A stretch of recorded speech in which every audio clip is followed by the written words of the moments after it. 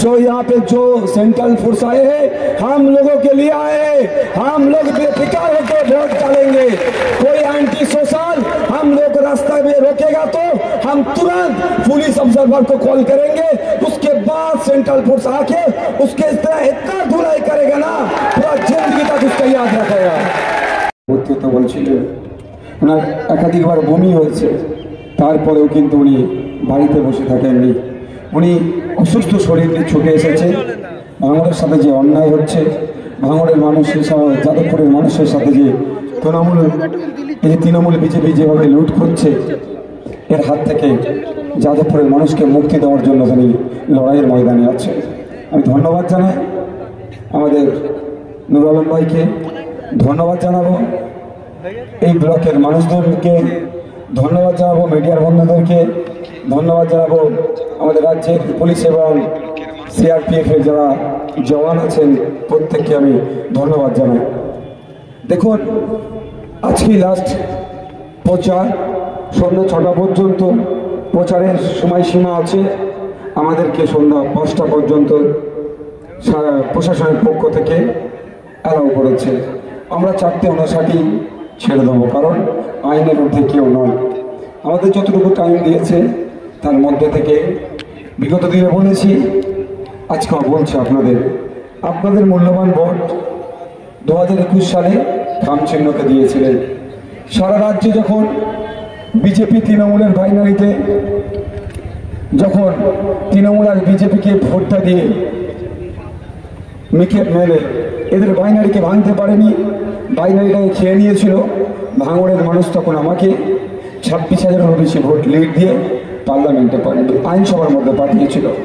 আপনারা দেখেছেন একদিকে 293 জন আছে বিজেমূল, আর উল্টো দিকে আমি ভাঙড়ের একমাত্র প্রতিনিধি সংযুক্ত মোর্চা তথা হিসেবে মানুষের জন্য শুধুমাত্র ধন্যবাদ জানাই। আমার লড়াইটা শুধুমাত্র ভাঙড়ের মানুষের জন্য সীমাবদ্ধ করে রাখিনি, সারা রাজ্যে যেখানে অন্যায় হচ্ছে, অসঙ্গতি হচ্ছে, অত্যাচার হচ্ছে, ভাঙড়ের মানুষ আমাকে যে রেজিগনেশনটা দিয়েছে সেই এমএলএ হিসাবে সেখানে আমি ছুটে যেতে পারছি, তাদের পাশে দাঁড়াতে পারছি। এবং আইনসভার মধ্যে, বিধানসভার মধ্যে ভাঙড়ের মানুষের শিক্ষা, স্বাস্থ্য, কর্মসংস্থান, লেদার কমপ্লেক্সের কাজের থেকে শুরু করে সমস্ত বিষয়গুলো বারবার আমি সেখানে চিৎকার করছি। তাই বন্ধুগণ, আমি চাইছি যে দেশের এখন আইনসভার মধ্যে আমাদের ভাঙড় শুধু নয়, যাদবপুর নয়, আমাদের রাজ্য থেকেও আমাদের প্রতিনিধিকে পাঠাতে হবে।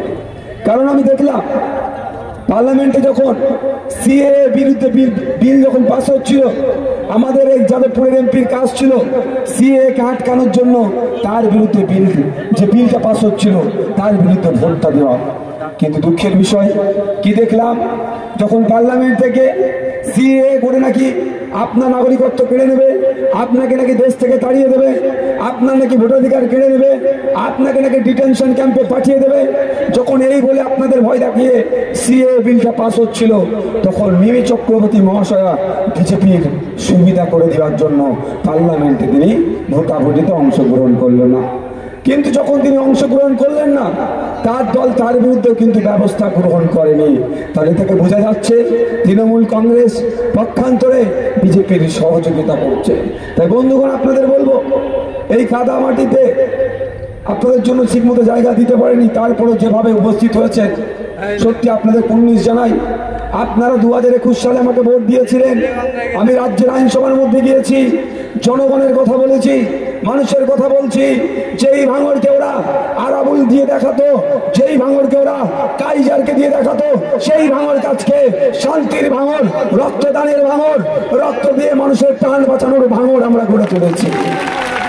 তাই বলবো, এই আওয়াজটা এটা শুধুমাত্র পশ্চিমবাংলাকে সীমাবদ্ধ রাখতে চাইছি না। আপনাদের সাথে যে বঞ্চনার শিকার হচ্ছেন, যে অত্যাচারের শিকার হচ্ছেন, যে অভাব অভিযোগগুলো আছে, আমি যেমন রাজ্যের আইনসভার মধ্যে তুলে ধরছি, একইভাবে আওয়াজটা দেশের আইনসভার মধ্যে তুলে ধরার জন্য আপনাদের বলবো, এই 1 তারিখ আসছে, সকাল সকাল যাবেন ইভিএম মেশিনের 7 নম্বরে খামচিহ্নে বোতাম টিপে ভোট দিয়ে পার্লামেন্টে পাঠাবেন। একদিকে রাজ্যের আইনসভার মধ্যে নওশাদ সিদ্দিকী আপনাদের জন্য সোচ্চার হবে, অপরদিকে দেশের আইনসভার মধ্যে নূর আলম খান আপনাদের জন্য চিৎকার করবে। মধ্যিখানে আমরা জনগণ মিলে আমাদের অধিকার যেদিন বুঝাতে পারে সেটা আমরা বুঝে নেবো, আমরা লড়াই করে বুঝে নেবো গণতন্ত্রের প্রক্রিয়া। তাই বন্ধুগণ, আপনাদের বলবো, অনেকে অনেক কথা বলবে, ভয় দেখাচ্ছে আইএসএফের কর্মীদের বাড়ি বাড়িতে গিয়ে চমকাচ্ছে, ধমকাচ্ছে, মিথ্যা কেসের কথা বলছে।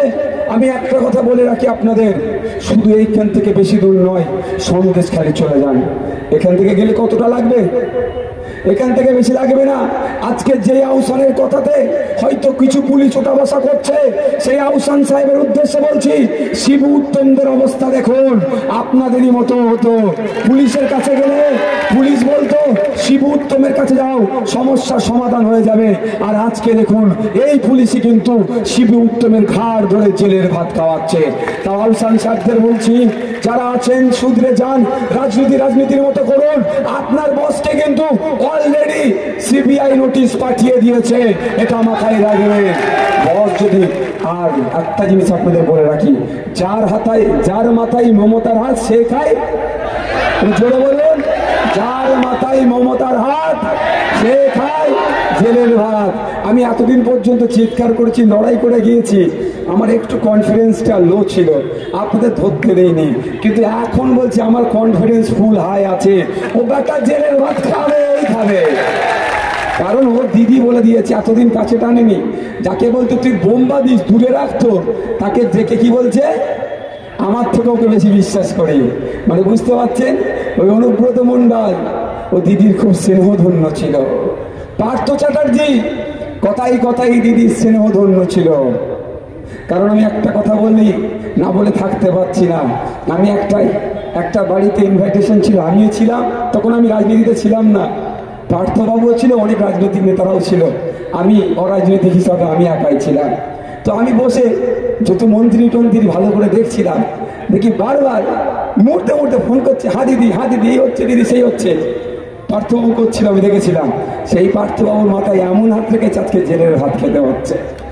তো ওই এদিনের কথা যদি ভেবে কেউ মনে করে দাদা আছে আমাকে পাম দিচ্ছে, আমি আইন হাতে তুলে নিই, আমি একটা কথা বলে যাই, সন্দেশখালী বেতাজ বাদশাহ, মুকুটবিহীন বাদশাহ নিজেকে যে দাবি করতো, সে এখন কিন্তু জেলের ভাত খাচ্ছে।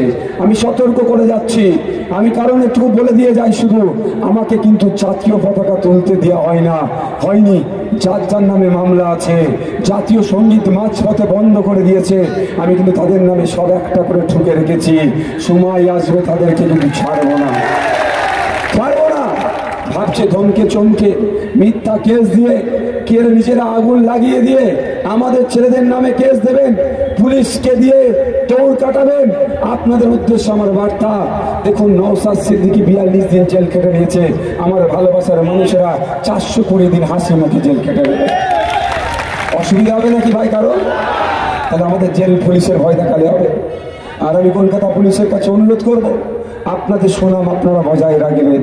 এই দুর্নীতিগ্রস্ত নেতাদের পাল্লায় পড়ে আপনাদের সুনামকে নষ্ট করবেন না। কারণ একটু শুধু বৈশাখায় বলে দিচ্ছি, নওশাদ সিদ্দিকী কিন্তু সবাই সমীহ করে চলে, এটা মাথায় রাখবেন। নওশাদ সিদ্দিকীকে কিন্তু সবাই সমীহ করে চলে, কখন কোথায় কে ঠুকে যাবে তখন কিন্তু বিপদ হয়ে যাবে। কি কোন পদে আছে, কিন্তু এটা মাথায় রাখবে। বন্ধুগণ, বাজে কটা? 5 মিনিট আগে করবে। তাই বন্ধুগণ, ভয় পাওয়ার জায়গা নাই। दिखाई में खाने सेंट्रल फोर्सेस है, सीआरपीएफ आ गया हम लोग के लिए। जो वोटर्स है हम लोग यहाँ पे जो है भांगड़ का जो वोटर्स है, तुम लोग बेफिक्र रहो। हम लोग के लिए वोटर्स के लिए हमारा जवान सीआरपीएफ आ गया है। ये पंचायत इलेक्शन नहीं है, ये जनरल इलेक्शन है, देश का इलेक्शन है। सो यहाँ पे जो सेंट्रल फोर्स आए हैं हम लोगों के लिए आए, हम लोग बेफिक्र होकर वोट डालेंगे। कोई एंटी सोशल हम लोग रास्ता में रोकेगा तो हम तुरंत पुलिस ऑब्जर्वर को कॉल करेंगे। उसके बाद सेंट्रल फोर्स आके उसके इतना धुलाई करेगा ना, पूरा जिंदगी तक उसका याद रखेगा। भय पाওয়ার দরকার নেই, সেন্ট্রাল ফোর্স আছে, কোনো অসুবিধা হবে না। যে ডিস্টার্ব করবে শুধু আপনারা আমাদের যারা নেতৃত্বরা আছে সাধারণ ভোটারদের বলছি, যাকে ইচ্ছা ভোট দেবেন, যেই সিম্বলটা আপনার ভালো লাগবে ভোট দেবেন, কিন্তু ভোট দান থেকে যদি বিরত রাখার চেষ্টা করে আপনারা আমাদের জানাবেন, আমরা প্রশাসনকে জানাবো। প্রশাসন আছে ওখানে কলকাতা পুলিশ আর সেন্ট্রাল ফোর্স মিলে, তাই যারা এই গণতন্ত্রের উৎসবকে ডিস্টার্ব করার চেষ্টা করবে তাদেরকে জব্দ করে দেবে। এটা কলকাতা পুলিশের কাছে একটা বড় চ্যালেঞ্জ, কারণ এই প্রথম ভাঙড় ডিভিশন হয়েছে, তারপরেই কিন্তু এই লোকসভা নির্বাচন হচ্ছে। কলকাতা পুলিশ কতটা পারদর্শী, কলকাতা পুলিশ কতটা নিরপেক্ষতার সাথে কাজ করে, সেটাও কিন্তু তাদের কাছে প্রুভ করার জন্য একটা চ্যালেঞ্জ আছে। একদিকে নোটোরিয়াস ক্রিমিনাল শওকত মোল্লা আছে, আর একদিকে ভাঙড়ের বাসী থাকবে।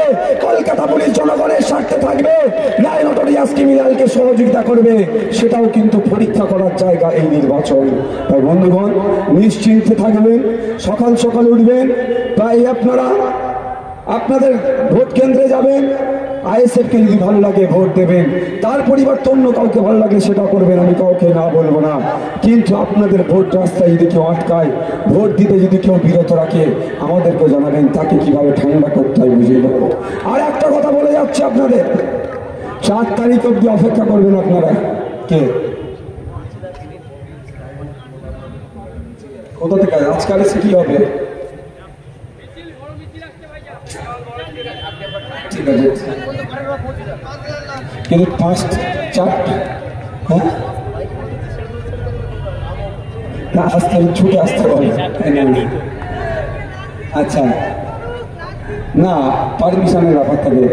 6टा पर्यंत इलेक्शन कमीशन ऑफ इंडिया जो गाइडलाइन है 6 बजे तक हम लोग प्रोग्राम कर सकते हैं, लेकिन वेस्ट बंगाल कलकत्ता पुलिस की तरफ से, भांगड़ पुलिस स्टेशन की तरफ से हम लोग को 5 बजे तक प्रोग्राम करने का परमिशन दिया गया है।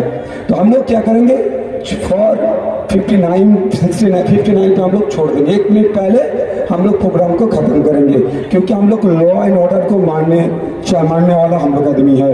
हम लोग नहीं चाहते हैं कि यहाँ पे law and order situation create हो, क्योंकि हम लोग संविधान को सम्मान करते हुए, उसका आगे रखते हुए हमारा पार्टी को हम लोग चलाएंगे। कि भाई हमारे पार्टी কেমন চলবে, সংবিধানের গাইডলাইন মেনে। আর সংবিধানের গাইডলাইন মেনে ইলেকশন কমিশন অফ ইন্ডিয়া তৈরি হয়েছে, ওর বাইরে আমরা যাব না। তাই বন্ধুগণ বলছে, আর একটা মিছিল আসছে, আশা করছি 10 মিনিটের মধ্যে চলে আসবে তারা, 10 মিনিটে তার মধ্যে বক্তব্য আপনাদের হবে। তা বন্ধুগণ আপনাদের এটা বলে রাখি, যতই দেখুন না কেন বিভিন্ন জায়গায় ভোটের পরের দিনই দেখবেন তৃণমূল আবির মাখছে। কিন্তু এই আবির মাখছে কেন বলুন তো? এই যে বাকি ইলেকশনগুলো আছে, এদের ছেলেদের মনে কনফিডেন্স দেওয়ার জন্য। তৃণমূল ভালো করে জানে তাদের পায়ের নিচে থেকে মাটি সরে গিয়েছে। তৃণমূল ভালো করে জানে যে 4 তারিখের পরে বাংলায় তৃণমূলের অস্তিত্ব থাকবে না। বাংলায় আইএসএফ সব যারা বিরোধীরা আছে হেভি অংশে সিট জিততে চলেছে, এরা বুঝতে পেরে গিয়েছে। কিন্তু এখন যদি এরা দেখে যে ভয় পেয়ে যায়, তাহলে বাকি জায়গাগুলোকে আর ভোট করাতে পারবে না। আমি আপনাদের বলছি, ভাঙড়ের মানুষ 2021 সালে একদিকে বিজেপি তৃণমূলের বাইনারি ছিল, বিজেপি নাকি চলে আসবে, সেটাকে ভয় পেয়েও কিছু মানুষ হয়তো তৃণমূলকে ভোট দিয়েছিল। 2021 সালে কিন্তু আর কেউ আসার জায়গা নাই। 2024-এ কে আসবে ভাঙড়ের মানুষ আর দেখতে চাইছে না। আমি আশা করব ভাঙড় থেকেই লক্ষাধিক পরিমাণে ভোট নেব। ওইদিকে সোনারপুর, বারুইপুর, এদিকে আপনার টালিগঞ্জ, ওইদিকে আপনার যেগুলো আছে সব মিলিয়ে এখান থেকে আমরা সংখ্যাগরিষ্ঠ ভোট নিয়ে আমাদের নূর আলম খান পার্লামেন্টে যাচ্ছে আপনাদের হয়ে কথা বলতে। আপনারা অবাক হবেন পার্লামেন্টে আমি কেন যেতে বলছি। সারা ভারতবর্ষ থেকে 543 জনকে পার্লামেন্টে পাঠায়, পশ্চিমবাংলা থেকে 42 জনকে পাঠায়। এদের কাজটা কি? আগামী 5 বছর দেশ কেমন থাকবে, দেশের জনগণের হাতে কিভাবে টাকা আসবে, দেশের নিরাপত্তা কেমন থাকবে, ছাত্র যুবক ভবিষ্যৎ কি হবে, পড়ার শেষে যারা পড়াশোনা করতে শেষে একটা চাকরি পাবে, বেকারত্ব দূর করবে, ক্ষুধার সূচকে দেশের সংখ্যা বৃদ্ধি পাচ্ছে, আমাদের নাগরিকের সংখ্যা বৃদ্ধি পাচ্ছে, সেইটা কমবে কি করে? এই পলিসি তৈরি হওয়া নির্বাচনটা কি